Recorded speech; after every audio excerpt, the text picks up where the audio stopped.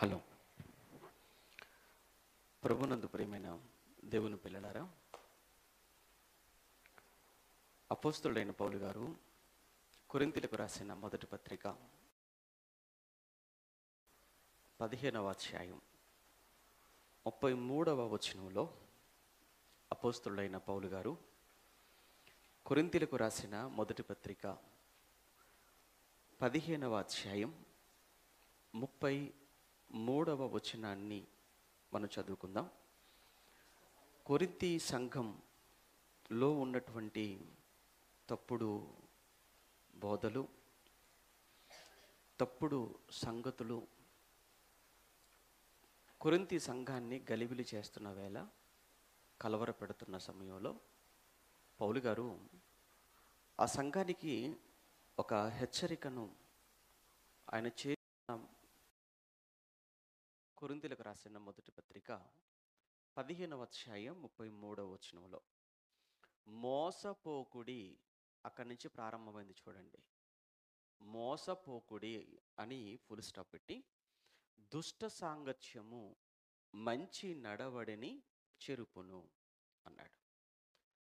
మోసపోకండి, దుష్ట సాంగత్యము మంచి నడవడిని చెరుపును. సాంగత్యము అనే మాటకు అర్థం సహవాసము అని. దుష్ట సహవాసం మంచి నడవడిని చెరుపుతుంది. ప్రియులారా, ప్రతి ఒక్కరూ కూడా సహవాసాన్ని కోరుకుంటారు. ప్రతి మనిషి సహవాసాన్ని కోరుకునేవాడే. ఈ సృష్టిలో ఎన్నో పక్షులు, ఎన్నో జంతువులు, ఎన్నో పురుగులు, ఎన్నో ప్రాణులు ఈ సృష్టిలో ఉంటుండగా వీటన్నింటిలో మనిషి ప్రత్యేకమైన వాడుగా మనకు కనబడతాడు. ఒక విషయాన్ని నేను మిమ్మల్ని అడుగుతాను, మీరు ఆలోచించండి. సృష్టిలో ఉన్నటువంటి మిగిలిన ప్రాణులకు మనిషికి ఉన్నటువంటి ప్రధానమైన తేడా, సృష్టిలో ఉన్నటువంటి సకల ప్రాణులకు మనిషికి ఉన్నటువంటి ఒక తేడా, ఒక ప్రత్యేకమైన తేడా ఏంటి?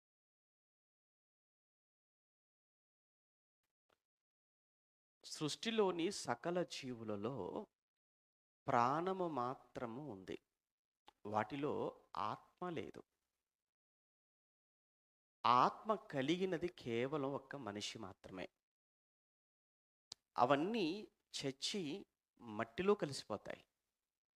కానీ మనిషి మట్టిలో కలిసిపోయేవాడు కాదు. కారణం మనిషిలో ఉన్నటువంటి ఆత్మ. ఈ ఆత్మ వెళితే స్వర్గానికైనా లేదా నరకానికైనా. స్వర్గము అనగానే దేవుడు ఉండే చోటు అని, దేవుడితో కలకాలము నిత్యము సహవాసం చేసేటువంటి భాగ్యము కేవలము ఈ సృష్టిలో ఒక్క మనిషికి మాత్రమే ఉంది. అందుకే ఆది కాండంని మనం చదువుతున్నప్పుడు ఆరంభంలో దేవుడు మన స్వరూపమందు మన పోలిక చొప్పున నరులను చేయుదుము అన్నమాట కానివ్వండి. అలానే 2వ అధ్యాయాన్ని చదువుతున్నప్పుడు 7వ వచనంలో దేవుడైన యెహోవా నేలమంటితో నరుని నిర్మించి వాని నాసికారంధ్రములో జీవవాయువును ఊదగా నరుడు జీవాత్మ ఆయను అన్న మాటను కానివ్వండి. మన్నైనది వెనుకటి వలనే మరలా మంటికి చేరును, ఆత్మ దాని దయచేసిన దేవుని యొద్దకు మరలిపోవును అన్న ఈ మాటలన్నిటినీ చూస్తుంటే ఒక్క మనిషికి మాత్రమే మరణం తర్వాత కలకాలము నిత్యము జీవించే అవకాశం ఉంది తప్ప ఈ సృష్టిలో మిగిలినటువంటి ఏ ప్రాణికి ఆ అవకాశం లేదు. అందుకే మనం కేవలం ఇక్కడే కాదు, తర్వాత కూడా మనం దేవుడితో సహవాసము చేయాలి అని అంటే, దేవుని యొద్దకు వెళ్ళాలి అంటే ఇక్కడ సహవాసం బాగుండాలి. అక్కడ దేవునితో సహవాసం చేయాలి అని అనుకుంటే నిత్యము ముందు ఇక్కడ మన సహవాసాన్ని మనం ఒక్కసారి మనం పరిశీలించుకోవాలి. మన పిల్లలు ఎవరైనా చెడ్డవారితో స్నేహం చేస్తున్నారు అనుకోండి, వెంటనే ఒక తల్లిగా తండ్రిగా మన పిల్లల్ని మనం మందలిస్తాం. ఒరే నీకెవరు దొరకలేదా? పోయి పోయి వాడితో తిరుగుతున్నావేంటి? పోయి పోయి అమ్మాయితో వెళుతున్నావేంటి? అని చెడు లక్షణాలు కలిగినటువంటి పిల్లలతో మన పిల్లలు సహవాసం చేయడాన్ని ఒక తల్లిగా తండ్రిగా మీలో ఎవరైనా ఒప్పుకుంటారా? మీలో ఎవరైనా సమర్థించుకుంటారా? ఒకసారి చేయొద్దండి చూద్దాం. ఎవరు ఒప్పుకోరు. నీ కడుపున పుట్టిన నీ పిల్లలు నీ కళ్ళ ముందు ఎప్పుడు బడికి వెళ్ళని వాడు, సినిమాలు అనుకుంటూ షికార్లు అనుకుంటూ ఊరి మీద తిరిగేవాడు, బూతులాడేవాడు, అబద్ధాలాడేవాడు, అలాంటి వారితో మన పిల్లలు తిరుగుతున్నారు అని అంటే నిద్ర పట్టదు. కూర్చోబెడతాం, మాట్లాడతాం, మందలిస్తాం, గట్టిగా చెప్తాం, అవసరమైతే 2 దెబ్బలు వేస్తాం. ఎందుకు? వాడు ఇలాంటి వారితో సహవాసం చేస్తే వీడు కూడా వారిలా మారిపోతాడేమోనని ఒక భయం. మరి అటువంటప్పుడు నీ పిల్లలు చెడ్డవారితో తిరగటం నువ్వు సహించుకోలేనప్పుడు మరి మనమంతా ఎవరి పిల్లలం? మనం దేవునికి పిల్లలం కదా! మరి మనం దేవునికి పిల్లలమైనప్పుడు మనం ఎవరితో పడితే వారితో సహవాసం చేస్తే దేవుడు ఒప్పుకుంటాడా? ఎవరితో పడితే వారితో మన సాంగత్యం చేస్తే ఆ దేవుడు మనల్ని ఎలా అయినా భరిస్తాడు, సహిస్తాడు అంటారు ఆయన. అందుకే ఒక్కసారి మన సహవాసం చేసేటప్పుడు మనం ఎవరితో సహవాసం చేస్తున్నాము, మనం ఎవరితో కలిసి ఉంటున్నాం, మనం ఎవరితో స్నేహం చేస్తున్నాము, ఇది తప్పనిసరిగా మనం ఆలోచించాలి. సామెతల్లో సొలొమోను గారు చెప్పిన మాటలు మీకు తెలుసు, తీయాల్సిన పని లేదు. జ్ఞాని జ్ఞానితో సహవాసం చేస్తే వాడు మరింత జ్ఞానాభివృద్ధి నొందును అంటాడు. అంటే ఒక జ్ఞాని తన అంత జ్ఞానం కలిగిన, తనకంటే మరింత జ్ఞానం కలిగిన వాడితో సహవాసం చేయటం వల్ల వాడు మరింత జ్ఞానాభివృద్ధి నొందుతాడు అని సొలొమోను గారు చెప్పిన మాట కానివ్వండి. అదే సమయంలో ఒక బుద్ధిహీనుడు మరొక బుద్ధిహీనుడితో సహవాసం చేయటం వల్ల వాడు మరింత బుద్ధిహీనుడిగా మారిపోయే ప్రమాదం ఉంది అని బైబిల్లో ఉన్న మాటలే కదా మనం మాట్లాడుకుంటుంది, మనం చూసింది, మనకు తెలిసిన మాటలే కదా అవి. అంటే నిజంగా దుష్ట సాంగత్యం మంచి నడవడిని చెరుపుతుందా? అక్కడ చెప్పాడు కదా, మోసపోకండి, దుష్ట సాంగత్యం మంచి నడవడిని చెరుపుతుంది. అలా అని ప్రతి మనిషికి సహవాసం కావాలి, మర్చిపోకూడదు. ప్రతి మనిషి సహవాసాన్ని కోరుకునేవాడే. ఇక్కడ మిమ్మల్ని అడుగుతున్నాను, అసలు మీరు ఎవరైనా కానీ సహవాసం లేకుండా ఉన్నారా? ఇక్కడ సంఘంలో ఉన్న వారితో సహవాసం చేస్తారు, సంఘానికి బయట ఉన్న వారితో సహవాసం చేస్తారు. సహవాసము లేని, సహవాసము వద్దు అనుకునే మనిషి అంటూ ఎవ్వరూ ఉండరు. అందరూ సహవాసాన్ని కోరుకునేవారే. కానీ నీ సహవాసము ఎవరితో, అది మనం ఆలోచించాలి. ఇక్కడ సహవాసాన్ని బాగోలేకపోతే అక్కడ దేవుడితో ఉండే సహవాసానికి మనం దూరం అయిపోతాం. అది విషయం ఏంటంటే, ఇక్కడ సహవాసాన్ని బట్టి రాబోయే దేవునితో సహవాసం అన్నది ఆధారపడి ఉంది. ఇక్కడ సహవాసం బాగోలేనప్పుడు ఆ తర్వాత నిత్యము దేవుడితో ఉండే సహవాసాన్ని కూడా మనం పోగొట్టుకుంటాం. అందుకే చాలా చాలా చాలా ప్రాముఖ్యం మన సహవాసం. ఇప్పుడు ఒక్కసారి బైబిల్ చరిత్రలో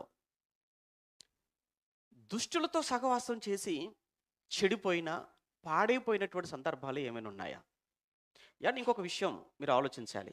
మనమంతా ఈ లోకానికి వచ్చిన వారం, అంతేనా? ఈ లోకానికి మనం వచ్చిన వారం, మరలా ఈ లోకాన్ని విడిచిపెట్టి మనం వెళ్ళిపోవలసిన వారం. వెళ్ళిపోతే ఎక్కడికి వెళ్ళాలి? దేవుడి దగ్గరికి వెళ్ళాలి, దేవుడితో ఉండాలి. అటువంటప్పుడు ఇక్కడ ఉండేటువంటి ఈ కొద్ది కాలం అన్నది చాలా చాలా ప్రాముఖ్యమైంది. శాశ్వత కాలము నీ జీవితాన్ని నిర్ణయించేది ఈ కొద్ది కాలమే.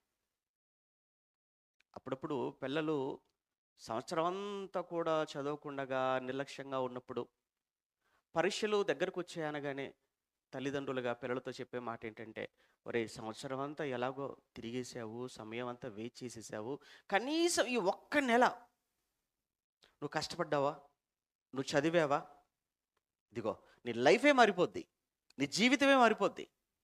కనీసం ఈ ఒక్క నెల అయినా కానీ కాస్త ఓపిక చేసుకొని కష్టపడరా అంటాం. అంటే ఇప్పుడు ఈ ఒక్క నెల వాడు పడే కష్టం రాబోయే వాడి జీవితాన్ని మార్చేస్తుంది అన్నది మన మాటల్లో ఉన్నటువంటి నిజమైతే, ఇప్పుడు మనం మారి సంఘంలోకి వచ్చాం కదా! సంఘంలోకి వచ్చి ఇక నుంచి మనం ఎంతకాలం బ్రతుకుతామో మనకైతే తెలీదు. కానీ బ్రతికేటువంటి ఈ కొద్ది కాలపు జీవితం దీన్ని జాగ్రత్తగా మనం కాపాడుకుంటే రాబోయేటువంటి శాశ్వత జీవితం అది ఆనందంగా ఉంటుంది. లేదు అనుకుంటే విషాదంగా మారిపోతుంది. ఒకసారి దుష్టునితో సహవాసం చేసి చెడిపోయినటువంటి వారి జీవితాలను ఒకసారి మనం బైబిల్లోకి వెళ్ళి పరిశీలిద్దాం. అందులో మొట్టమొదట మనకు చరిత్రలో కనిపించేది మన ఆది తల్లిదండ్రులు. వారే అవ్వ, ఆదాములు. ఏంటి వారు దుష్టునితో సహవాసం చేశారా? అవును, చేశారు. ఎలా చేశారు? ఒకసారి దేవుడు ఏదెన్ తోటలో వారిని పెట్టిన తర్వాత మీరు అన్ని తినవచ్చు, మీరు తినకూడదల్లా ఒకటే అన్నాడు. దేవుడు చెప్పాడు, వెళ్ళిపోయాడు, బాగుంది. రెండోది చూడండి, వారు పండు తిననంత వరకు దేవుడితో వారికి ఉన్నటువంటి రిలేషన్ చూడండి ఎంత బాగుందో. మీరు అక్కడ ఆది కాండాన్ని మీరు చదువుతున్నప్పుడు 2వ అధ్యాయం చివరిలో ప్రతి చల్లటి పూట దేవుడు వారి దగ్గరకు వచ్చేవాడా? వచ్చేవాడు. ప్రతి చల్లటి పూట దేవుడు వారి దగ్గరకు వచ్చేవాడు, వారితో మాట్లాడేవాడు, వారితో కాలం గడుపుచుండెను. ఎంత చక్కగా ఉందో చూడండి అక్కడ. అంటే ప్రతి చల్లటి పూట దేవుడు వారి యొద్దకు వస్తున్నాడు, వారితో మాట్లాడుతున్నాడు అని అంటే, ఇప్పుడు అవ్వ ఆదాములు పండు తిననంత వరకు, పాపం చేయనంత వరకు ఎవరితో ఉంది సహవాసం? దేవుడితో. ఎంత బాగుందో చూసారా సహవాసం? చాలా బాగుంది. దేవుడితో చక్కటి సహవాసం కలిగినటువంటి అవ్వ ఆదాముల మధ్యలోకి ఒకడు వచ్చేసాడు, వాడే దుష్టుడు. వచ్చాడా? అవ్వ దగ్గరకు వచ్చాడు. ఒక్కసారిగా చెప్పగానే అవ్వమ్మ విన్నది, నమ్మింది, తిన్నది అని మనం అనుకోవడానికి లేదు. కానీ వాడు ఎంత ప్రయత్నం చేసి ఉంటాడో, ఎన్నిసార్లు మాట్లాడుంటాడో, ఇవిడ ఎన్నిసార్లు వినుంటుందో అది మనకు తెలియదు. ఇది నిజమా అనుకుంటూ వచ్చాడు. ఈ తోట చెట్ల ఫలములలో దేనినైనా దేవుడు తినవద్దని మీతో చెప్పాడా అని మరొక ప్రశ్న. ఇలా ప్రశ్నల మీద ప్రశ్నలు కురిపించేసరికి చివరికి అనుమానంలో పడిపోయింది మన ఆది తల్లి. దేవుణ్ణి అనుమానించే స్థితికి దిగజారిపోయింది. చూడండి అక్కడ, ఎవరిని అనుమానించే స్థితికి? దేవుణ్ణి అనుమానించే స్థితికి దిగజారిపోయిందనంటే, నిన్ను అనుమానించడం, నన్ను అనుమానించడం, మనల్ని అనుమానించడం పెద్ద విషయమా? ఎవరైనా నీ గురించి చెప్పినప్పుడు, నా గురించి చెప్పినప్పుడు, నీ గురించి మరొకరి దగ్గర చెప్పినప్పుడు అనుమానించరా? ఖచ్చితంగా అనుమానిస్తారు మన మనిషిలో. వాడు వచ్చి దేవుడు గురించి చెప్పేటప్పటికి ఆ అవ్వ దేవుడి మీదనే అనుమానాన్ని కలిగి, అమ్మో ఎంతుందా ఈ పండులో, తింటే మేము గొప్ప వాళ్ళం అయిపోతామా, తింటే మా కళ్ళు తెరవబడతాయా, తింటే మేము చాలా దేవతల వంటి వారం అయిపోతామా, ఎంత అసూయ ఉందా దేవుడిలో అనుకొని, ఇక అపవాది మాట విని, లేదా అపవాదితో సహవాసం, ఆ సహవాసంలో భాగంగా అపవాది చెప్పిన మాట విన్నదా, వినలేదా? అపవాది మాట విన్నది అని అంటే దేవుడితో సహవాసం తెంచుకొని ఎవరి సహవాసంలోకి వెళ్ళిపోయింది? దయ్యపు సహవాసం. పండు తను తెంపి, తను తిని, మరికొన్ని తెచ్చి తన భర్తగా ఆదాముకు ఇస్తే ఆదాము కూడా వాటిని తిన్నాడు. ఇద్దరూ కలిసి పాపం చేశారు. ఇద్దరూ కలిసి దేవుడితో సహవాసం తెగిపోయింది. ఆ రోజు దేవుడితో సహవాసం తెగిపోయింది. ఇక దేవుడు రావటం లేదు అక్కడికి. దేవుడు రాకపోగా చివరికి దేవుడే స్వయంగా ఎవరైతే వారిని ఏదేని వనంలో పెట్టాడో ఆయనే వారిని ఏదేని తోటలో నుంచి గెంటి వేసేసాడు. అంటే అప్పటి వరకు దేవునితో చక్కటి సహవాసం కలిగినటువంటి అవ్వ ఆదాములు ఎవరి మాట విని? దయ్యపు మాట విని దేవుడి సహవాసాన్ని పోగొట్టుకొని దుష్టుడి సహవాసములోనికి వెళ్ళి ఎంత కష్టము, నష్టాన్ని వారు చూశారో మనకు తెలియంది కాదు. వీళ్ళని పక్కన పెడితే ఆ తర్వాత వాళ్ళ కడుపును పుట్టాడు కయ్యీను. కయ్యీను చూస్తుంటే కయ్యీనులో కోపమట. వానిలో కోపం కయ్యీనులో. కయ్యీనులో ద్వేషం, కయ్యీనులో ఈర్ష్య, అసూయ. ఏమంటే ఒక ద్వేషము, కోపము, అసూయ ఇవి ఎవరి లక్షణాలు? దేవుని లక్షణాలా, దయ్యపు లక్షణాలా? ఎవరి లక్షణాలు? దేవునిలో ఉన్న లక్షణాలా, దయ్యములో ఉన్న లక్షణాలా? అవి దయ్యపు లక్షణాలు. ఎందుకు దయ్యపు లక్షణాలు వచ్చేసాయి కయ్యీనుకు? అంటే వీడు కూడా ఎవరితో సహవాసం? దయ్యముతో సహవాసం. అందుకే కయ్యూను కూడా చివరికి ఆ దయ్యపు స్వభావం, దయ్యపు లక్షణాలు అతనిలోనికి రావడం మనం చూస్తున్నాం. చివరికి ఒక హంతకుడుగా మారిపోయాడు కదా! చివరికి హంతకుడైపోయాడు. తమ్ముడని కూడా చూడకుండగా తమ్ముడి మీద పడిపోయి అతన్ని చంపేశాడు. నిజంగా ఆ సందర్భం చదువుతున్నప్పుడండి, కయీను తమ్ముడిని చంపగానే హెబెలు శవంగా మారిపోయే శవంగా ఉన్నటువంటి హెబెలును చూసిన అవ్వ గాని, ఆదాము గాని వాళ్ళు ఎలా ఫీల్ అయ్యి ఉంటారో, ఎలా బాధపడి ఉంటారో ఒకసారి మీరు ఆలోచించండి. ఎందుకంటే అప్పటి వరకు భూమి మీద చావు లేదు. అప్పటి వరకు చావు అనేది లేదు. ఈరోజు మనకు చావు తెలుసు. కానీ అప్పటి వరకు అసలు చావంటే తెలియదు. మొట్టమొదట చావు హెబెలుదైనప్పుడు ఆ హెబెలు చనిపోయిన స్థితిలో, శవంగా ఉన్న స్థితిలో తల్లి కానీ, తండ్రి కానీ హెబెలు దగ్గరకు వచ్చి హెబెలుని లేపే ప్రయత్నం కావచ్చు, హెబెలు మీద పడిపోయి వాళ్ళు ఏడుస్తున్నటువంటి ఆ దృశ్యం కావచ్చు, లేదా అసలు హెబెలుకి ఏమైపోయిందో అన్నటువంటి ఆ విషయం అర్థం కాక వాళ్ళు ఆ సమయంలో వాళ్ళు పడినటువంటి బాధ, ఆ వేదన, ఆ తపన, ఆ యాతనంతా కూడా జ్ఞాపకం చేసుకుంటే ఎంత క్షోభ అనుభవించుంటారో అవ్వాదములు. అది అది గుర్తొస్తేనే మాటల్లో చెప్పలేము, దాన్ని ఎక్స్ప్రెస్ చేయలేమండి. ఇక్కడ మొదటి మరణం కనుక. అందులో సహజంగా విషయం ఏంటంటే తండ్రులు చనిపోతే తండ్రులను పిల్లలు సమాధి చేస్తారు. అది. కానీ తండ్రులే తమ చేతులతో తామే పిల్లలకు సమాధి చేసే విషయం అంటే ఇక్కడ కూర్చున్నటువంటి ఏ తల్లిదండ్రులుగా మీరు సహించగలరు? మీరు చెప్పండి. అడుగుతున్నాను.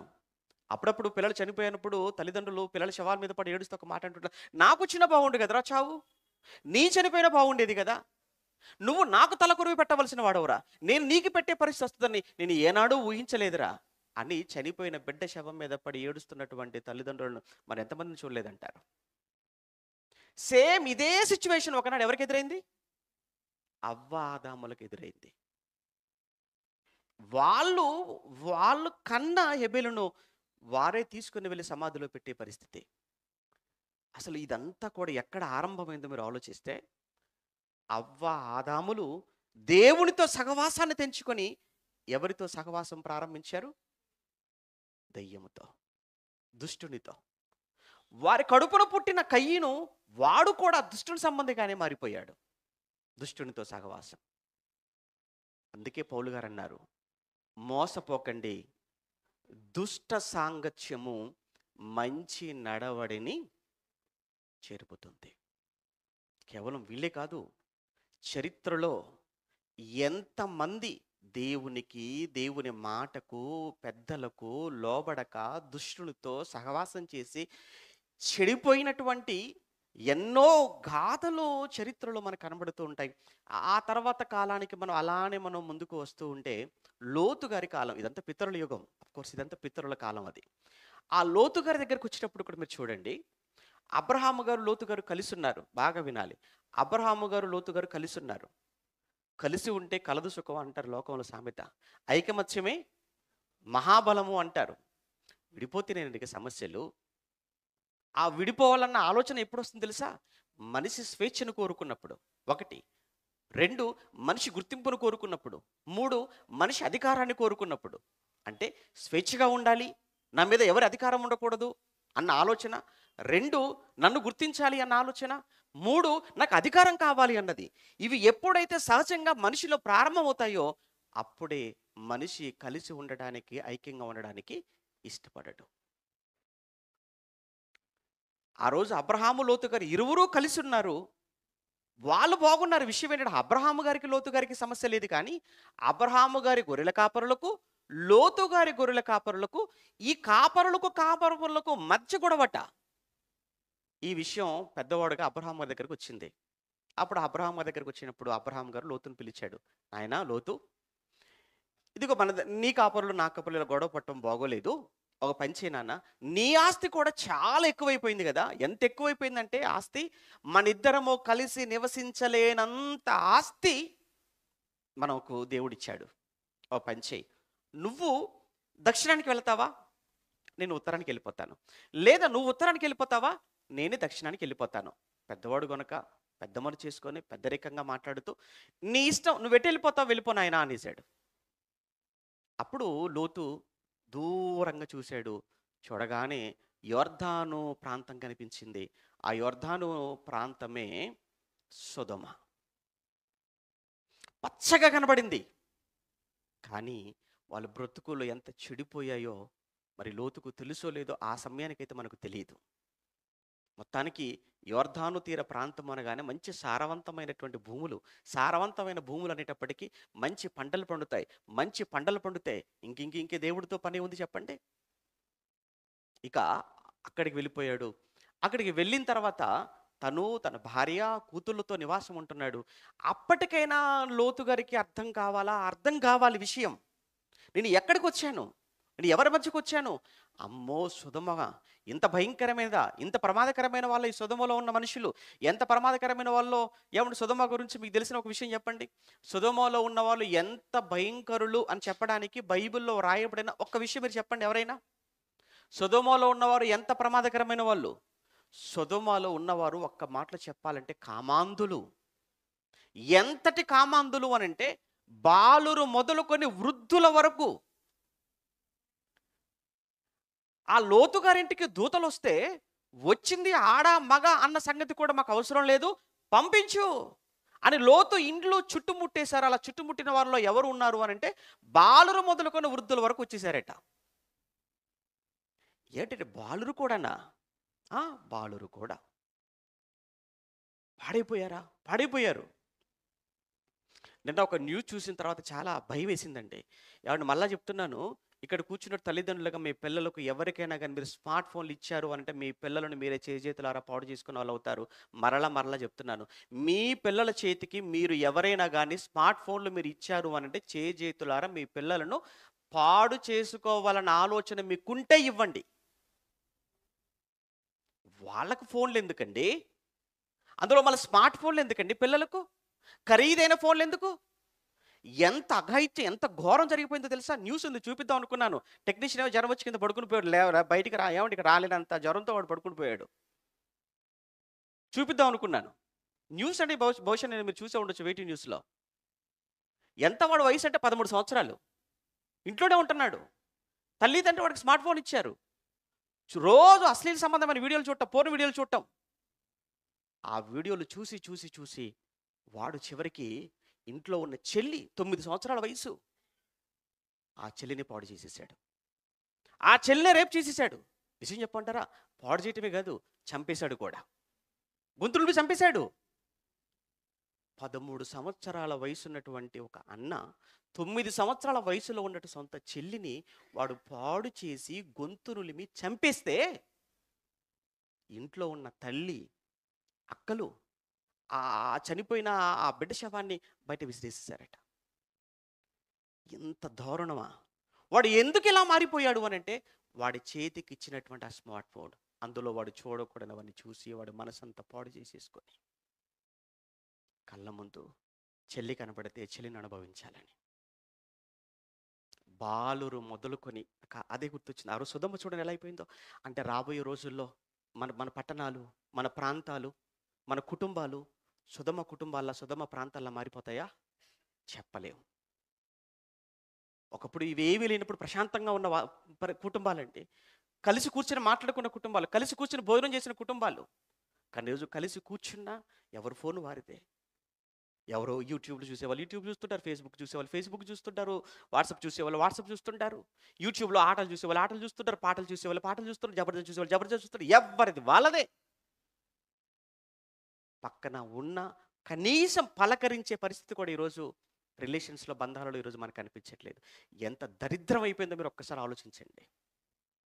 అలాంటి పరిస్థితి మన కుటుంబాల్లోకి వస్తే ఏం చేయగలమంటారు చెప్పండి?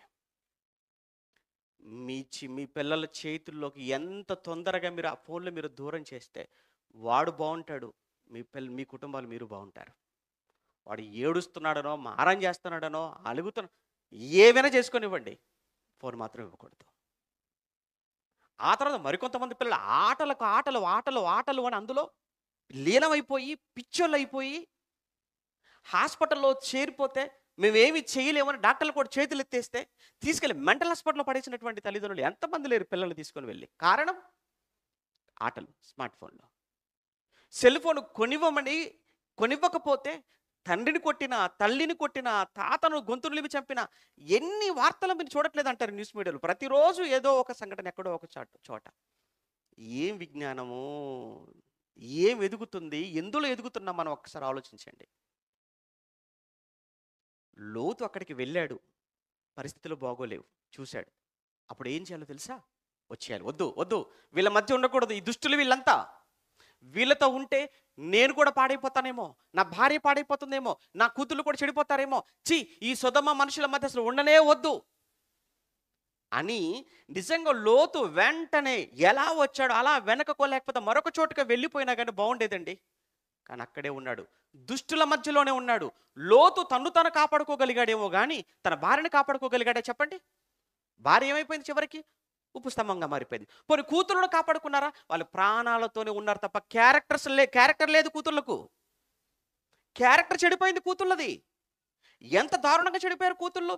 తండ్రితోనే వ్యభిచారం చేశారండి కూతుళ్ళు. తండ్రి మామూలుగా ఉంటే మన మాట వినడు కనుక తండ్రికి బాగా ద్రాక్షరసం తాగించి మొత్తం ఉండటం చూసి ఒకరి తర్వాత ఒకరు వెళ్ళిపోదాం.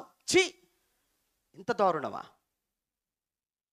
దీనంతటికి కారణం ఎక్కడ అంటే లోతు తీసుకున్న ఒక తప్పుడు నిర్ణయం. ఏంటా తప్పుడు నిర్ణయం? ఆ సొదొమ పట్టణానికి వెళ్ళి అక్కడ ఉండాలని అనుకోవడమే. ఎందుకు వెళ్ళాలయ్యా? సొదొమ మంచిది కాదని తెలిసిన తర్వాత ఎందుకు వెళ్ళాలయ్యా సొదొమ మనుషుల మధ్యకు? అందుకే మీ చుట్టూ మీరు ఎక్కడుంటున్నారు, మీ చుట్టూ పరిస్థితి, వాతావరణం ఏంటి? అది మీ పిల్లల మీద ఏమాత్రం పడుతుంది, నీ మీద ఎలా పడుతుంది, మీ భార్య మీద ఎలా పడుతుంది ఆ ప్రభావం, అది కూడా చూడాలండి. నిజంగా కొన్ని విషయాలు నాకు చాలా సంతోషం వేస్తుంటుందండి. ప్రారంభంలో ఈ ప్రాంతానికి వచ్చినప్పుడు ఒక్కడిగా ఉన్నాను. అప్పుడే నాకంటే ముందే కృష్ణ డాడీ వాళ్ళు వచ్చేసి ఉన్నారు ఇక్కడ. కానీ ఎప్పుడైతే నేను ఇక్కడికి వచ్చేసానో, ఇక్కడ ఏమండి చిన్న ఇల్లు తీసుకునే రేకుల ఇంట్లో ఉన్నప్పుడు, ఆ తర్వాత ఒక్కొక్కరుగా చర్చ్ కన్స్ట్రక్షన్ స్టార్ట్ చేసిన తర్వాత ఒక్కొక్క ఫ్యామిలీ. ఒకప్పుడు ఒక్కరిగా ఉన్నాం, ఈరోజు 10 కుటుంబాలకు పైగా. ఈరోజు అందరూ కూడా ఇక్కడికి చేరిపోయారు. ఎందుకు? సంఘానికి దగ్గరగా ఉంటాం, చర్చికి దగ్గరగా ఉంటాం. సంఘానికి చర్చికి దగ్గరగా ఉండటం వల్ల ఎప్పుడు ఏ కార్యక్రమం అయినా కానీ, ఒకవేళ పురుషులుగా భర్తలు యజమానులుగా మీ లేకపోయినా కానీ, ఇదిగో నా భార్యలు వెళ్ళిపోతారు, నా పిల్లలు వెళ్ళిపోతారు, లేదా కుటుంబం అంతా కూడా వెళ్ళడానికి, ఎప్పుడంటే అప్పుడు వెళ్ళి పనుల్లో చేయటానికి, ఏ కార్యక్రమం కూడా మేము మిస్ అవ్వకుండా కార్యక్రమాల్లో పాలు పంచుకోవడానికి బాగుంటుంది కదా. అలా ఆలోచన అది. లేదా ఎందుకు రావాలి ఇక్కడికి? ఎక్కడైనా ఉండొచ్చు. అంటే వారిని వారు కాపాడుకోవాలి, వారి కుటుంబాలను కాపాడుకోవాలి అన్న ఆలోచన తప్ప ఇందులో ఏముంది? ఏమీ లేదు. కానీ ఆ రోజు లోతు తీసుకున్న తప్పు నిర్ణయం చూడండి. లోతుకు భార్య లేకుండా పోయింది, పిల్లలు చెడిపోయారు. వారి నుంచి వచ్చిన సంతానం మోయాబీలు కావచ్చు, అమ్మోనీలు కావచ్చు, వారితో ఇశ్రాయేలులకు ఎన్ని యుద్ధాలు జరిగిపోయి. ఎక్కడయ్యా తప్పిదము అని అంటే ఆ రోజు లోతు సొదొమ మనుషుల మధ్యకు వెళ్ళి కాపురం ఉండటమే దీనంతటికి మూలం కాదా? ఒక్కసారి ఆలోచించండి. అందుకే మోసపోకండి, దుష్ట సాంగత్యము మంచి నడవడిని చెరుపుతుంది అన్నాడు. అలానే లోతుతో ఆగిపోలేదు. ఆ తర్వాత చరిత్రలోనికి వెళుతుంటే ఒకరి తర్వాత ఒకరు ఎన్నో గాథలు బయటకు వచ్చేస్తుంటాయి. ఆ తర్వాత ధర్మశాస్త్ర కాలానికి మనం వచ్చేటప్పటికి బిలాము అనేటువంటి ఒక ప్రవక్త ఉంటాడు. మీరు సంఖ్యాకాండం 21వ అధ్యాయం, 22వ అధ్యాయం, 23వ అధ్యాయం మీరు అలా చదువుకోండి. తర్వాత అక్కడ బిలాము అనేటువంటి ఒక ప్రవక్తను దేవుడు, అన్యుడైనప్పటికీ దేవుడు అతనికి ప్రవచించేటువంటి ఒక భాగ్యాన్ని ఇచ్చాడు. కానీ ఆ ప్రవక్త, ఏ ప్రవక్త లేదా ఎవరైతే ఇశ్రాయేలుని దీవించబడుతున్నారో, వారు ఎవరిని శపిస్తే వారికి శాపం వచ్చేస్తుందో, ప్రక్కనే ఉన్న మోయాబు రాజు బాలాకు ఆలోచించి, ఏంట్రా మనం ప్రతిసారి ఓడిపోతున్నాం, మన ఓటమికి కారణం ఏంటి అని చుట్టూ ఉన్న వారిని అడిగినప్పుడు వాళ్ళు చెప్పిన కారణం, ఇదిగో ఇశ్రాయేలుకు ఒక ప్రవక్త ఉన్నాడు, దైవజనుడు వారి పక్షాన ఉన్నాడు, అతను ఉన్నంత వరకు మీరు ఇశ్రాయేలుని గెలవటం అసాధ్యం. ఆ ప్రవక్త ఇశ్రాయేలుతో ఉన్నంత కాలం, రాజా మీ దగ్గర ఎంత సైన్యమైనా ఉండనివ్వండి, మీ దగ్గర ఎన్ని ఆయుధాలైనా ఉండనివ్వండి, మీ దగ్గర ఎంత టెక్నాలజీ ఉన్నా, ఎన్ని ఆయుధాలున్నా, లేదా ఎంత సైన్యం ఉన్నా ఇశ్రాయేలీల వెంట్రుక కూడా రాల్చలేరయ్యా మీరు. కారణం, వారితో ఉన్నది సైన్యములకు అధిపతి అయిన యెహోవా వారితో ఉన్నాడు. ఆయన పక్షాన అక్కడ ఒక ప్రవక్త ఉన్నాడు. ఆ ప్రవక్త ఉన్నంత వరకు వారిని మీరు టచ్ చేయలేరు. సీక్రెట్ చెప్పేశాడు ప్రజలు. అయితే ఒక పని చేద్దాం, ఆ ప్రవక్తను మనపక్షంగా చేసుకుందాం, ఆ ప్రవక్తను కొనేద్దాం. డబ్బుకు లొంగని వాడెవడు? డబ్బుకు లొంగని వాడెవడు? డబ్బు ఉంటేనట కొండ మీద కోతిని కూడా దించేస్తారట. డబ్బుకు లొంగని మనిషి ఎవరండి? సిరికి దాసులు కాని మనిషి అంటూ ఎవరు చరిత్రలో? ఎవడైనా డబ్బుకు గులాం, పడిపోవాల్సిందే. ప్రవక్త అయితే ఏంటి, ఎవరైతే ఏంటి. వెళ్ళు, ఆ ప్రవక్తకు నేను ఇచ్చేదంతా చెప్పు. ఏమిస్తున్నానో, బంగారం ఇస్తాను, రత్నాలు ఇస్తాను, గోమేధికం ఇస్తాను, బట్టలు ఇస్తాను, ఇవన్నీ చెప్పండి ఆడికి, ప్రవక్తకు. తీసుకొచ్చేసే మన వైపుకు. అనగానే వాళ్ళు వెళ్ళారు, ఇవన్నీ చూపించారు. అతను వచ్చి దేవుని అడిగాడు. దేవుని అడిగితే, నువ్వు వెళ్ళడానికి వీల్లేదు అన్నాడు. నువ్వు వెళ్ళకూడదు అన్నాడు. కానీ దేవుని మాటను పక్కన పెట్టి బయలుదేరాడు. ఎవరు? బిలాము బయలుదేరాడు. బయలుదేరినటువంటి బిలాము చివరికి వచ్చేటప్పటికి ఎలా అయిపోయింది అతని పరిస్థితి అంటే, నిజంగా ఇశ్రాయేలీలలో ఒక ప్రవక్తగా ఉండి, ఇశ్రాయేలీలలో ఒక ప్రవక్తగా ఉండి దేవుని శాపానికి, దేవుని కోపానికి గురైపోయినటువంటి ఒక ప్రవక్తగా బిలాము చరిత్రలో నిలిచిపోయాడు. ఎందుకయ్యా బిలాము ఇలా చేసుకున్నాము అని అంటే, ఆ బాలాకు అనేవాడు ఇస్తానన్న బహుమానం ఏదైతే ఉందో ఆ బహుమానం కొరకు ఆశపడి వెళ్ళిపోయాడు. ఆడు ఇశ్రాయేలుని చెడపాలనుకుంటున్నవాడు. వాడు దేవుని పిల్లలు. ఎవడు ఇశ్రాయేలు అంటే ఎవరు? దేవుని పిల్లలు. వారు ప్రత్యేకింపబడిన వారు. అంటే దేవుని చేత ప్రత్యేకింపబడినటువంటి జనాంగాన్ని పాడు చేయాలనుకున్న వాడితో చేతులు కలపాలనుకుంటే దేవుడు చూస్తూ ఊరుకుంటాడా చెప్పు? అది అక్కడ బిలాము చేసిన తప్పు. కారణం బాలాకు. వాడు చెడ్డవాడైనటువంటి దుష్టుడైన బాలాకుతో స్నేహం చేసి ఎవరికి శాపం తెచ్చుకున్నాడు ఇప్పుడు? బిలాము తనకు తానుగానే శాపానికి కారకుడైపోయాడు. ఇది ఒక బిలాము ప్రవక్తగా ఉన్నటువంటి చరిత్ర. ఇంకా ఆ తర్వాత మనం చరిత్రలోనికి వెళ్ళినప్పుడు దావీదు కాలంలో మీరు సమూయేలు 2వ గ్రంథం 13వ అధ్యాయం తర్వాత చదువుకోండి. అక్కడ ఉన్న సందర్భం చెప్తున్నాను. సమూయేలు 2వ గ్రంథం 13వ అధ్యాయం ప్రారంభం నుంచి చదువుకుంటే, దావీదుకు చాలా మంది భార్యలు. దావీదు గారికి అది ధర్మశాస్త్ర కాలం, మర్చిపోకూడదు. దావీదు గారికి చాలా మంది భార్యలు, అది ధర్మశాస్త్ర కాలం. ఆయనకి చాలా మంది ఉపపత్నులు ఉన్నారు. ఎంతమంది కుమారులు అని చెప్పాను, ఎవరికైనా గుర్తుందా? ఎంతమంది కుమారులు అని చెప్పాను? ఏదో ఒక సందర్భంలో చెప్పాను. ఎప్పుడు చెప్పాను? అబిషాలోము గురించి చెప్పినప్పుడు చెప్పాను. అబిషాలోము అనేటువంటి వ్యక్తి క్యారెక్టర్ గురించి చెప్పినప్పుడు, దావీదు గారికి ఎంతమంది కుమారులు, ఎక్కడెక్కడ హెబ్రోన్లో ఎంతమంది పుట్టారు, యెరూషలేములో ఎంతమంది పుట్టారు అని ఒక ఫిగర్ చెప్పాను. ఎంతమందికి గుర్తుంది చెప్పండి? దావీదు గారికి ఎంతమంది కుమారులు అని చెప్పాను? ఎంతమంది కుమారులు అని చెప్పాను? పోనీ మీ పిల్లలు ఎంతమంది గుర్తున్నారా? అది ఓకేనా? అంటే ఇక్కడ ఉన్నారు కదా. నేను చెప్పింది అడుగుతున్నాను. చెప్పండి ఏమని అడిగానా? నేను చెప్పాను కాబట్టి అడుగుతున్నాను. చెప్పండి. చెప్పింది అడిగితేనే చెప్పడం కష్టం అండి. చెప్పండి అడుగుతాను మిమ్మల్ని నేను. దావీదు గారికి ఎంతమంది కుమారులు? 18 మంది కుమారులు అని చెప్పాను ఆ రోజు. ఓకేనా? రైట్, సరే వదిలేయండి. అందులో ఒకడు పెద్దవాడు అమ్నోను. వాడి పేరేంటి? అమ్నోను. విషయం ఏంటంటే, వీళ్ళు 18 మంది, తండ్రి ఒకడు, భార్యలు వేరు భార్యలకు పుట్టినవారు. అలానే దావీదు గారి కూతురుంది, పేరు తామారు. విషయం ఏంటంటే, దావీదే మంచి అందగాడు. తెలుసు కదండి, దావీదు చాలా అందగాడు, మంచి హ్యాండ్సమ్. అలాంటిది అతని కడుపున పుట్టిన తామారు చాలా అందగత్తే. అయితే ఒకరోజు ఈ అమ్నోను ఒక భార్యకు పుట్టాడు, తామారు మరొక భార్యకు పుట్టింది. కానీ ఇద్దరు కూడా పుట్టింది ఎవరికి? దావీదుకే, తండ్రి ఒక్కడే. కానీ అమ్నోను తన చెల్లి అయినటువంటి తామారును చూసినప్పటి నుంచి వాడు మనసును పాడు చేసుకుంటున్నాడు.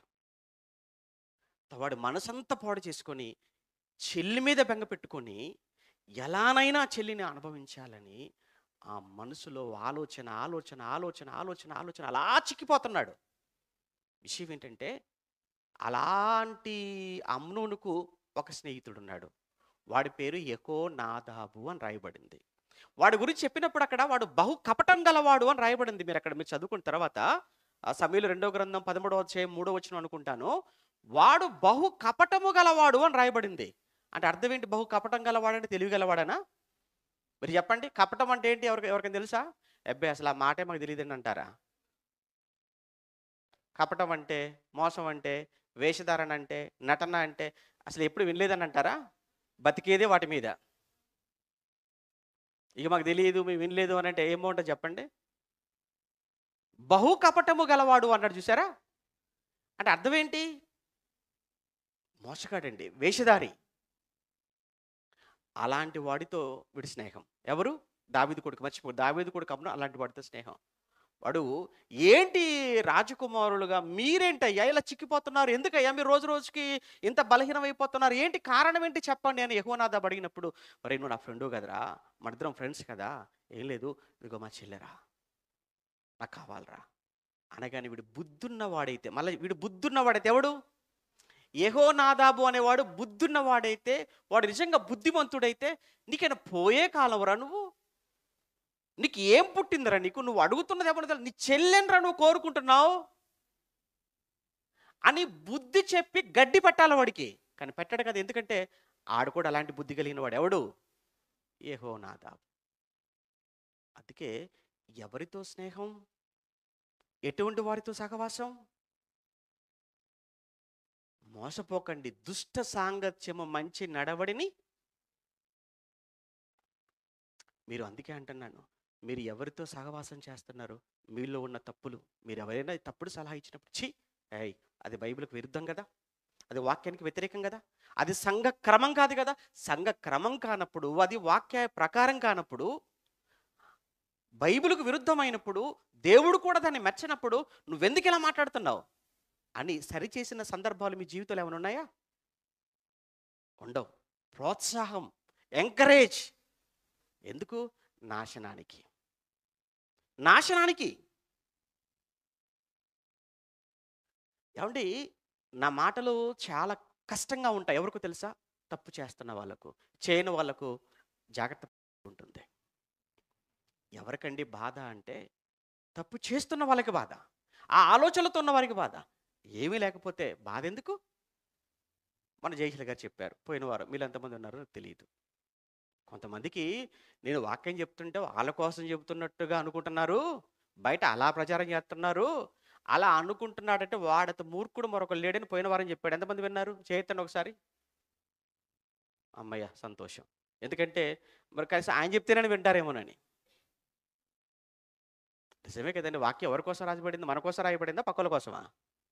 మన గురించి రాయబడినప్పుడు మనకు చెప్పినట్టు ఉండకపోతే ఎవరికి చెప్పినట్టుగా ఉంటుంది?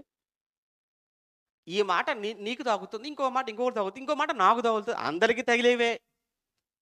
ఇప్పుడు బైబిల్‌లో ఏదో ఒక మాట, ఏదో ఒక విషయం, ఏదో ఒక సందర్భం ఖచ్చితంగా మన హృదయాలన్నది తాకాల్సిందే. అయితే అలా తాకినప్పుడు దాన్ని సరిచేసుకొని, దాన్ని వదిలిపెట్టి, నువ్వు మంచిగా మారిపోతే అది నీకు మంచిది. ఇంకా అంతకంత కఠినపరుచుకుంటే ఏమైపోతావు? నీ కడవరి స్థితి, మొదటి స్థితి కంటే ఏమైపోతుంది? మరీ చెడ్డదిగా. వాత వేయబడిన మనస్సాక్షి అంటే అర్థం ఏంటంటే, ఇక దేవుడే వచ్చి చెప్పిన వాడు వినడు. దేవుడు ప్రస్తుతానికి వాక్యంగా ఉన్నాడు. వాక్యం చెప్తున్నాం మనం. ఇప్పుడు దేవుడు వాక్యంగా ఉన్నాడు కదా! వాక్యం చెప్తున్నాం. వాక్యం చెప్పినప్పుడు కూడా విననప్పుడు రేపు దేవుడే చెప్తే వింటాడా? వినడు. దాన్ని వాత వేయబడిన మనస్సాక్షి. ఇక్కడ ఇది యెహోనాదాబు మొత్తానికి తన చెల్లెని, ఎందుకంటే వీడు చేసే సహవాసం కూడా మంచివాడితో కాదు కదా! దుష్టునితో కదా! వాడితో సహవాసం చేసి వాడిచ్చినటువంటి ప్లాన్ ప్రకారంగా చెల్లిని ఇంటికి రప్పించేసుకున్నాడు. కోరిక తీర్చుకున్నాడు. ఈ విషయం ఏడ్చుకుంటూ వెళ్ళిపోయింది. తన తోడబుట్టిన అన్న అబ్షాలోముకి చెప్పగానే 2 సంవత్సరాల పాటు అమ్నోనుతో మాటలు లేవు. 2 సంవత్సరాలు మాటలు లేకపోగా 2 సంవత్సరాలతో పగతో ఉండిపోయాడు. 2 సంవత్సరాల తర్వాత అవకాశం కోసం చూశాడు. ఇంటికి పిలిచాడు. భోజనం పెట్టాడు. ద్రాక్షారసం పోసాడు. చంపేశాడు. అమ్నోను చచ్చిపోయాడు. చంపబడ్డాడు. కారణం దుష్ట సాంగత్యం.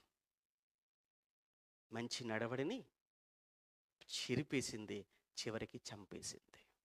దావీదు కొడుకు అలా అయిపోయాడు అమ్నోను. ఆ తర్వాత మనం చూస్తే సొలొమోను దగ్గరికి వెళ్ళామనుకోండి, ఆయనేం తక్కువ కాదు, ఇన్ని మాటలు చెప్పాడు.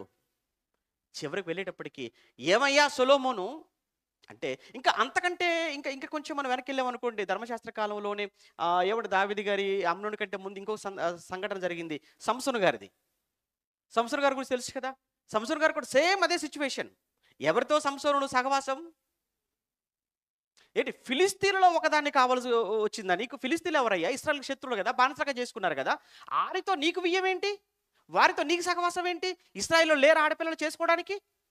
నో, నాకు వాళ్ళే కావాలి అంతే. పోయారు, చేసుకున్నాడు, కొద్ది రోజులు ఉన్నాడు, ఇంటికి వచ్చేసాడు, మళ్ళీ వెళ్ళాడు. మళ్ళీ వెళ్ళగానే కొద్ది రోజుల పాటు వాళ్ళకి ఏదో విందు కార్యక్రమాలు ఇద్దరు పొడుపుగా తీశాడు. ఆ పొడుపుగా వాళ్ళకి చెప్పలేకపోతున్నారు. తిరిగి భార్య దగ్గరికి వచ్చారు, బలవంతం పెట్టేశారు. ఆ భార్య చెప్పగానే వాళ్ళకు వీళ్ళు వచ్చేసి ఏమంటే సంవత్సరంకి చెప్పేశారు. ఆయన సంవత్సరంకి చాలా కోపం వచ్చేసింది వాళ్ళ మీద. కోపంతో గొడవపడి, భార్యతో గొడవపడి ఇంటికి వెళ్ళిపోయాడు.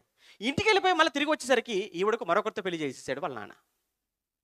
చూడండి స్టోరీ. కోపడి బయటికి వెళ్ళిపోయాడు, ఇంటికి వచ్చేసరికి సంసోను భార్య మరొకరికి భార్య అయిపోయింది.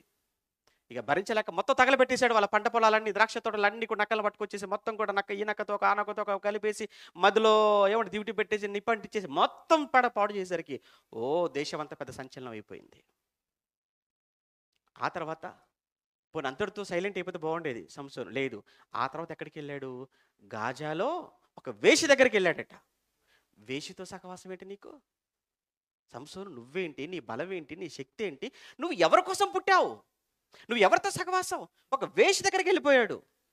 పోనీ ఆవిడ వదిలేసి తర్వాత షోరేకు లోయలో ఉన్న దెలీలా అనేటువంటి మరొక వేషి దగ్గరికి వెళ్ళిపోయాడు. అక్కడికి వెళ్ళాడు. అక్కడికి వెళ్ళిన తర్వాత ఇక అప్పటికి ఫిలిస్తీన్లు పగతో ఉన్నారు. ఎలా పట్టుకోవాలి, ఎలా చంపాలి అని చూస్తున్నారు. చివరికి ఇక వాళ్ళకి చేతగాక మరలా దెలీలా దగ్గరికి వచ్చేసారు. అమ్మ, నీతో సహవాసం చేస్తున్నాడు, నువ్వు లేకపోతే ఉండలేకపోతున్నాడు కనుక ఆడి బలం ఎందులో ఉందో మాకు చెప్పాలి, నువ్వు, నీకు చాలా డబ్బు ఇచ్చేస్తాం అనగానే ఏమండి రాగానే, ఇంటికి రాగానే ఒళ్ళో పడుకోబెట్టుకుంది. ఏమండి అనగానే, ఏంటి అంటే, నీ బలం ఎక్కడుందో చెప్పండి అని అనగానే మొదటిసారి అబద్ధం చెప్తాడు, రెండోసారి అబద్ధం చెప్తాడు, మూడవసారి అంటే ఇన్ని మార్లు వెళ్తున్నాడు. ఎందుకు ఇన్ని మార్లు వెళ్ళిపోతున్నాడు? సహవాసం. ఎవరితో సహవాసం చేస్తున్నాడు సంసోను? వేశ్యతో. వేశ్య లోతైన కొయ్యి. పడిపోతావా? ఏమండి, వివాహం అయినంత వరకు చాలా జాగ్రత్తగా ఉండాలి యవనస్తులు. వివాహము వరకు ఆడపిల్లలైనా మగపిల్లలైనా మీ పవిత్రతను మీరు కాపాడుకోవడానికి ప్రయత్నం చేయండి. నమ్మకంగా ఉండండి, తల్లిదండ్రులకు నమ్మకంగా ఉండండి, జన్మనిచ్చిన పరమందున దేవుడికి నమ్మకంగా ఉండండి. యవనస్తులైన పిల్లలు, దయచేసి మీ క్యారెక్టర్ని మీరు పాడు చేసుకోకండి. వివాహమైన తర్వాత కూడా స్త్రీ పురుషులుగా, భార్యాభర్తలుగా భయండి, ఒక పురుషుడు మరొక స్త్రీతో కానీ, ఒక స్త్రీ మరొక పరాయి పురుషుడితో కానీ సంబంధం, సహవాసం, అది అక్రమ సంబంధం. ఇది ఎక్కడికి తీసుకుని వెళ్ళిపోతుంది తెలుసా? చావుకు తీసుకెళ్ళిపోతుంది. ఎన్ని మనం వినలేదు, ఎన్ని మనం చూడలేదు. ఎంత మోసం, ఎంత దారుణాలు జరిగిపోతున్నాయి సమాజంలో చెప్పండి. ఈ సంసోను జీవితంలో కూడా చివరికి అదే జరిగింది. మూడోసారి ఇక విసిగించేసిందట. ఆ విసిగించేటప్పటికి అక్కడ రాయబడిన మాట ఏంటంటే, ఇక తన ప్రాణము విసిగి సంసోనే చావాలనుకున్నంతగా, చచ్చిపోదాం అనుకున్నాడు సంసోనే. అంతగా విసిగించేసింది. చెప్పేశాడు, బలరహస్యం చెప్పేశాడు. అంతే, వచ్చేసారు. ఒక్కసారిగా ఫిలిస్తీన్లు చుట్టూ చేరిపోయారు, పట్టుకున్నారు. పట్టుకున్న వెంటనే మొట్టమొదటి చేసిన పని తెలుసా? ఈ గుడ్లే పీకేశారు, కనుగుడ్లు పీకేశారు. ఎందుకు? ఈ వీటితోనే కదా నువ్వు చూసావు. తిమ్నాత్కి వెళ్ళి చూసింది ఈ కండ్లే, గాజాకు వెళ్ళి చూసింది ఈ కండ్లే, షోరేకు లోయలో చూసింది ఈ కండ్లే. ఏ కండ్లతో చూసి నువ్వు కోరుకొని సహవాసం చేశావో ఈ కండ్లే నీకు ఉండకూడదు. కండ్లు పొడి చేశారు, సంకెళ్లతో బంధించి తీసుకెళ్లి జైల్లో పెట్టేశారు. ఆ తర్వాత సంసోను జీవితం ఎలా ముగిసిందో తెలుసు కదా, చచ్చిపోయాడు. ఎందుకు? దుష్ట సాంగత్యము మంచి నడవడిని చెరిపేస్తుంది. సొలొమోను కూడా ఇశ్రాయేలులో ఎంతమందిని నువ్వు చేసుకోవచ్చు కదా, ఉన్నారు కదా. లేదు, నాకు మోయాబీలు కావాలి, ఐగుప్తీయులు కావాలి, అమ్మోనీలు కావాలి, అందరూ కావాలి నాకు అని 1000 మందిని తెచ్చి ఇంట్లో పెట్టుకున్న తర్వాత ఏ సొలొమోను ఏ చేతులతో దేవుడికి బంగారు దేవాలయం కట్టాడో అదే సొలొమోను అదే చేతులతో బలిపీఠాలు, అన్ని దేవతలకు బలిపీఠాలు కూడా కట్టేసి ఎక్కడ తెలుసా? సరిగ్గా యెరూషలేము దేవాలయానికి ఎదురుగానే కట్టించేశారు వాళ్ళు. తప్పలేదండి కదా! సొలొమోనుకు తప్పలేదు. కట్టడమే కాదు, కట్టావు కదా వచ్చి కూర్చో ఇక్కడ అన్నారు అంతే. వచ్చి కూర్చో అనగానే సొలొమోను చేసేది ఏమీ లేక, భార్యలను కాదనలేక వచ్చి కూర్చొని అన్ని దేవతలకు పూజలు విగ్రహాలు చేసిన పరిస్థితి. ఎక్కడ సొలొమోను ఎంత జ్ఞానం కలిగిన వాడు, ఎంత గొప్పగా బతికిన వాడు, చివరికి చూశారు తన బతికి ఎలా అయిపోయిందో. కారణం దుష్ట సాంగత్యం. ఇలా మాట్లాడుతూ వెళ్ళిపోతే ఆ తర్వాత ఆహాబు గురించి కూడా మీకు తెలుసు కదండి. ఆహాబు ఇశ్రాయేలుకి రాజు. ఎవరితో వియ్యం అందుకున్నాడు? ఎవరితో సంబంధం? ఎక్కడో ఉన్నటువంటి సీదోను ప్రాంతానికి చెందినటువంటి ఒక యెజెబెలు. విశ్వాసురాలా అది? కాదే, అవిశ్వాసి, దేవుడికి బద్ధ శత్రువు. చాలా మంది చేసే తప్పులు ఇక్కడ తప్పులు చేస్తుంటారు. పెళ్లి సంబంధాల దగ్గర చాలా మంది అమ్మాయిల విషయంలో కానీ అబ్బాయిల విషయంలో కానీ చాలా మంది చేసేటువంటి తప్పు ఇదే. తల్లిదండ్రులు కూడా చాలా మంది ఇదే పొరపాటు చేస్తుంటారు.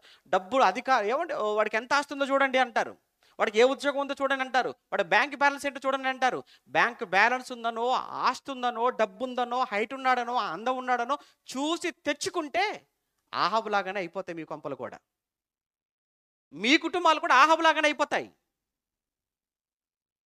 దేవుడు చూడమన్నా, దేవుడు బైబిల్లో రాయించిన ఆ క్యారెక్టర్ పక్కన పెట్టి మీరు ఏవో లోకంలో వెళ్ళిపోతున్నట్లుగా మీరు కూడా వాటి వెనకాల పరిగెత్తుకుని పోయి చేస్తే ఏమైపోతాయి? యెజెబెలును తెచ్చుకున్న కానించి ఏమండి, ఆహాబు ఏమైనా ఉన్నాడా దేవుడిలో? లేడు.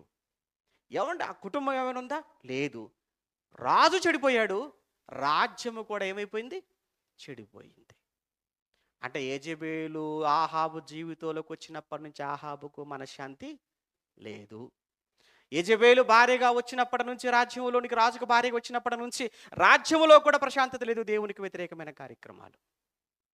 ఇన్నిటికి కారణం ఒక్క ఆహాబు యెజెబెలును తెచ్చుకోవటమేనా? అవును.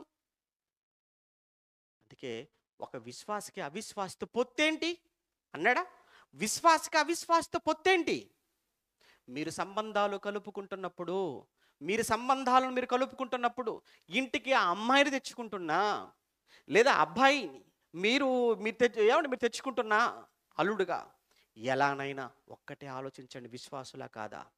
వారు విశ్వాసులా కాదా? దేవుడిట భయం కలిగిన వారా కాదా? భక్తి కలిగిన వారా కారా? ఏమి లేకపోయినా పర్వాలేదని క్యారెక్టర్ ఉంటే బతుకగలడు, 10 మందికి బతికించగలడు, బ్రతుకుని ఇవ్వగలడు. మళ్ళీ చెప్తున్నాను, 10 మందిని బ్రతికించగలడు, 10 మందికి బ్రతుకు ఇవ్వగలడు. వాడు క్యారెక్టర్ ఉన్నవాడైతే. క్యారెక్టర్ లేకుండా ఎంత ఆస్తులున్నా, ఏమండి, ఎంత బ్యాంక్ బ్యాలెన్స్ ఉన్నా, ఎంత బంగారం ఉన్నా ఎంతకాలం ఉన్నా ఎన్ని పోగొట్టుకోవడానికి ఎంతకాలం పట్టదు. అందుకే మీ సాంగత్యం ఎవరితో కలుపుకుంటారు మీ బంధాలను? అది దయచేసి బైబిల్ వెలుగులో, వాక్యపు వెలుగులో ఒక్కసారి మిమ్మల్ని మీరుగా పరీక్షించుకుంటారని చెప్తున్నాను. ఇలా చరిత్రలన్నీ కూడా చూస్తుంటే ఎక్కడ కూడా దుష్టులతో సహవాసం చేసి బాగుపడ్డ వాళ్ళు లేరు. దుష్టులతో సహవాసం చేసి చెడిపోయిన, పాడైపోయిన వాళ్ళే మనకు కనబడుతున్నారు. ఒక్కసారి మీరు ఎవరితో సహవాసం చేస్తున్నారు, మీరు ఎవరితో స్నేహం చేస్తున్నారో ఒక్కసారి మిమ్మల్ని మీరుగా పరీక్షించుకోండి. ఏమండి, ఎక్కడైనా కానీ మీరు చూడండి, 10 మంది బ్యాంక్ ఉద్యోగస్తులు కలిశారనుకోండి, ఏం మాట్లాడుకుంటారండి? మనలో మనమాట. లేదా 10 మంది ఒక పోలీస్ డిపార్ట్మెంట్లో ఉన్న వ్యక్తులు ఒక చోట కూర్చొని ఏం మాట్లాడుకుంటారు? లేదా 10 మంది విద్యార్థులు, 10 మంది విద్యార్థులు కూర్చున్నారు అనుకోండి, ఏమండి, వాళ్ళ కాలేజీ గురించి, వాళ్ళ సిలబస్ గురించి, వాళ్ళ మార్క్స్ గురించి ఇలానే మాట్లాడుకుంటారా? మాట్లాడుకుంటారు. ఒక 10 మంది పోలీస్ డిపార్ట్మెంట్ వాళ్ళు కూర్చున్నారంటే ఆ డిపార్ట్మెంట్ గురించిన విషయాలు మాట్లాడుకుంటారు. బ్యాంక్ ఉద్యోగస్తులు కూర్చున్నారంటే 10 మంది అలా మాట్లాడుకుంటారు. మెడికల్ డిపార్ట్మెంట్ వాళ్ళు కూర్చున్నారంటే దానికి సంబంధించిన సమస్యలు మాట్లాడుకుంటూ ఉంటారు. మరి అటువంటిప్పుడు 10 మంది దేవుని పిల్లలు కలిస్తే ఏం మాట్లాడుకోవాలి? మనం ఎవరు? దేవుని పిల్లలమా? దేవుని పిల్లలు. మరి 10 మంది దేవుని పిల్లలు కలిసినప్పుడు ఏం మాట్లాడుకోవాలి? మనం మాట్లాడుకోవడానికి ఏమీ లేవా? కానీ ఏం మాట్లాడుకుంటున్నారు? 4 కలిసిన, 5 కలిసిన, 10 మందిగా దేవుని పిల్లలు అనుకుంటే మీరు నిజంగా దేవుని పిల్లలైతే దేవుని పిల్లలుగా మీరు కలిసినప్పుడు మాట్లాడుకోవడానికి బైబిల్లో ఎంతమంది వ్యక్తులు లేరు? ఏమంటే ఒక అబ్రహాం గురించి మాట్లాడుకోవచ్చు కదా. అబ్రహాము దేవునికి స్నేహితుడండి.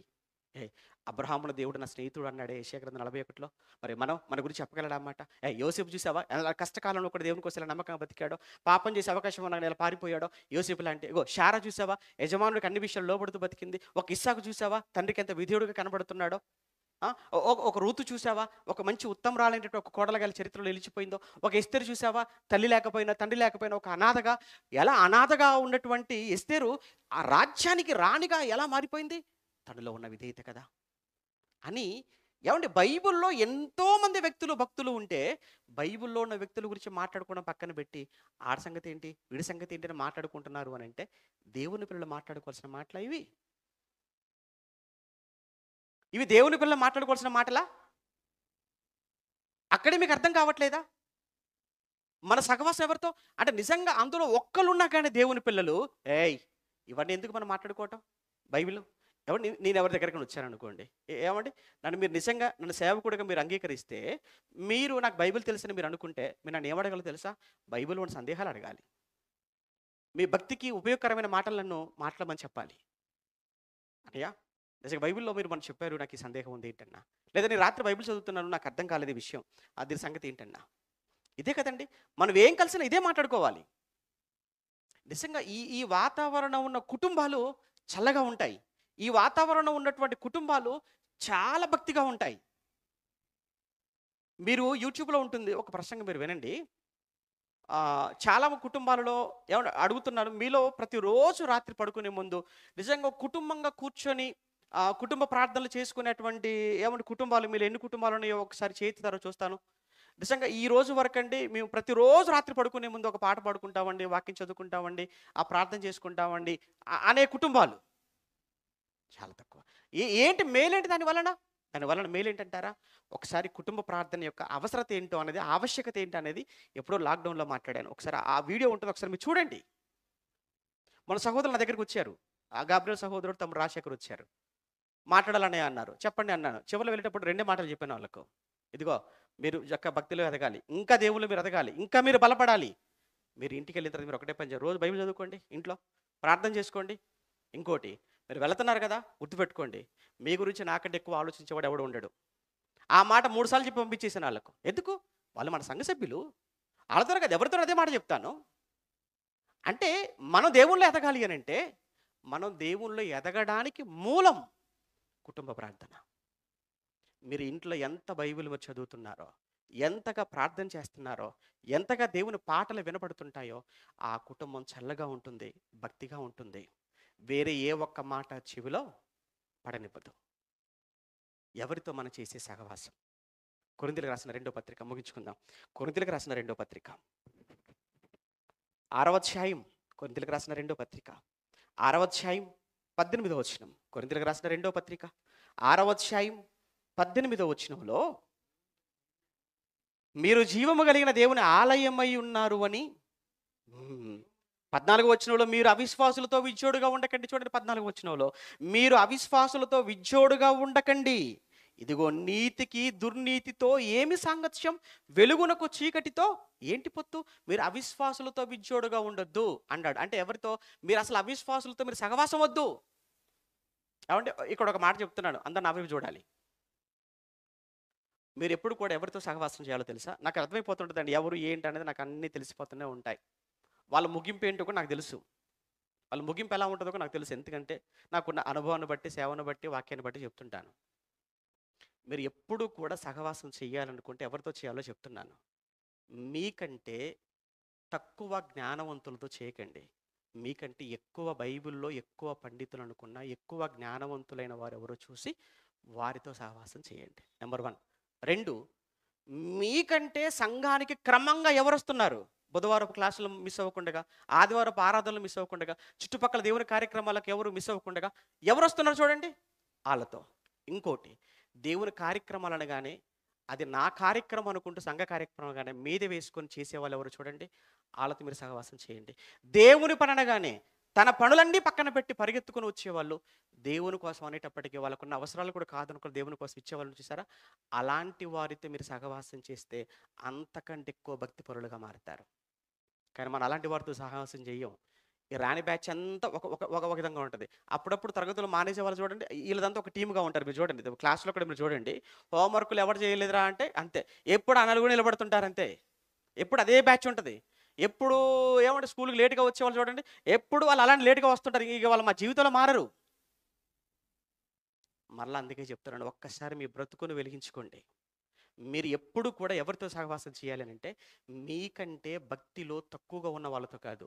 మీకంటే భక్తిలో ఎవరు బలంగా ఉన్నారో చూడండి.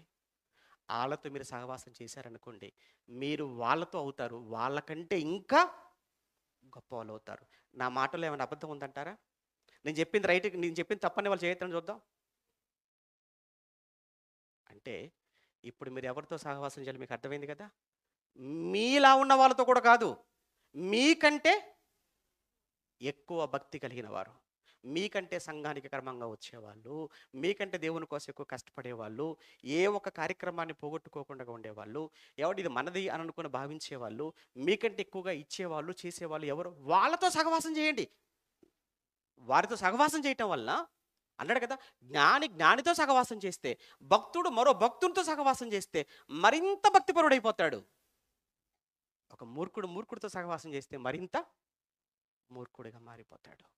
ఎందుకంటే వాళ్ళు సమర్థించుకుంటారు. వాళ్ళ విషయం చెప్పనా, వాళ్ళు ఎందుకు అలా అయిపోతారు చెప్పండి, సమర్థించుకుంటారా, పోలేరు ఎవడు వెళ్తున్నాడు రా, ఎవరు సరిగా ఉన్నాడు రా, ఈ టైప్ ఆఫ్ మాటలు వచ్చేస్తుంటే వాళ్ళ మధ్యలో. కానీ అదే భక్తులతో మీరు ఉండి చూడండి, అలాంటి మాటలు వినపడవు మనకు. ఎవరుంటే ఏంట్రా, వాక్యం కదా, మనం వెళ్ళాలి, మనం చేయాలి, మనం ఉండాలి, ఇలా ఉంటాయి వాళ్ళ మాటలు. అందుకే ఎవరితో సహవాసం. చివరికి ఒక మాట, నిజంగా మనం ఎవరితో సహవాసం, ఇప్పుడు కానీ తర్వాత కానీ మన సహవాసం ఎవరితో ఉండాలో ఒక్క మాట చూసుకొని ముగించుకుందాం. యోహాను గారు రాసిన మొదటి పత్రిక క్షమించండి, అపోస్తులుడైన యోహాను గారు తను రాసినటువంటి మొదటి పత్రిక 3వ అధ్యాయం మొదటి అధ్యాయం 3వ వచనం నుంచి, యోహాను గారు రాసిన మొదటి పత్రిక 1వ అధ్యాయం 3 నుంచి చూస్తుంటే, మాతో కూడా మీకును సహవాసం కలిగిన, ఆ పదం చూడండి అక్కడ పౌలు ఏమంటే యోహాను గారు రాస్తున్నారు, మాతో కూడా మీకును సహవాసం కలుగునట్లు మేము చూచిన దానిని వినిన దానిని మీకును తెలియజేయుచున్నాము. మన సహవాసం అయితే తండ్రితో కూడాను ఆయన కుమారుడైన యేసుక్రీస్తుతో కూడాను ఉన్నది. ఎవరితో ఉన్నటువంటి సహవాసం? మన సహవాసం అయితే తండ్రితోనూ కుమారుడని యేసుక్రీస్తుతోనూ ఉన్నది అన్నాడండి. నిజంగా చెప్తున్నాను, ఈ మాట చెప్పగలిగిన వాళ్ళు మీలో ఎంతమంది ఉన్నారు చెప్పండి? నాకు దేవుడితో సహవాసం ఉందండి, నాకు యేసు ప్రభుతో సహవాసం ఉంది. అందుకే నా మాట, నా చూపు, నా ఆలోచన, నడత అన్నీ కంట్రోల్ చేసుకోవాలి. ఎందుకు? ఇంతటితో అయిపోయేది కాదు జీవితం. చావు తర్వాత మరలా వారితోనే తిరిగి మన సహవాసం. చావు తర్వాత తండ్రితో సహవాసం, చావు తర్వాత యేసుప్రభుతో సహవాసం, చావు తర్వాత ఎప్పటికీ పరిశుద్ధాత్మతో సహవాసం. నిత్యము పరమందున్నటువంటి తండ్రితో సహవాసం కలిగి ఉండాలి అని అంటే ఇక్కడ మన సహవాసం బాగుండాలి.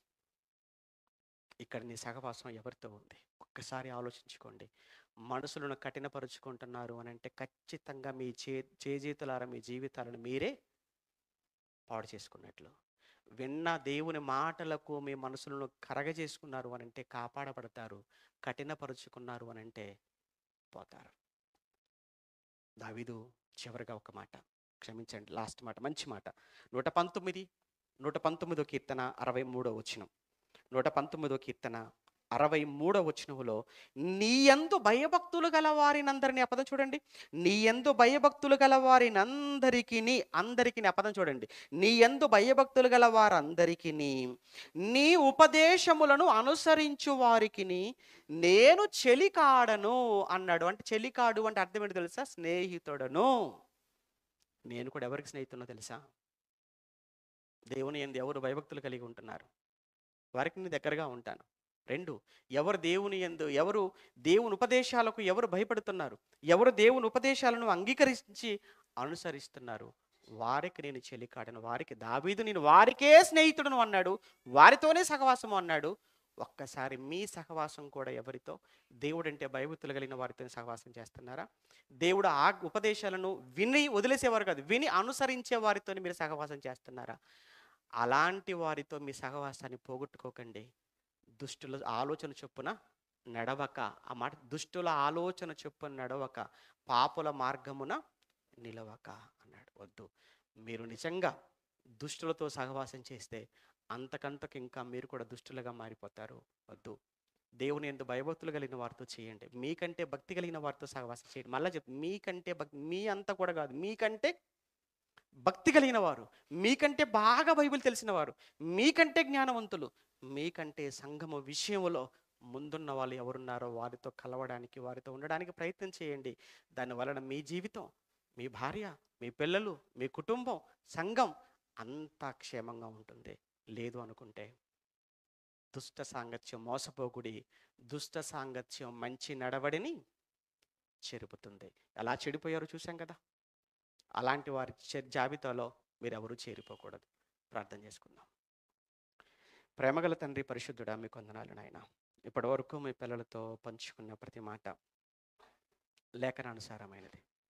మీ పిల్లలని హెచ్చరించాను, నన్ను నేను కూడా హెచ్చరించుకున్నాను. వాక్యం మీ పిల్లలకే కాదు, నాకు కూడా నాయన.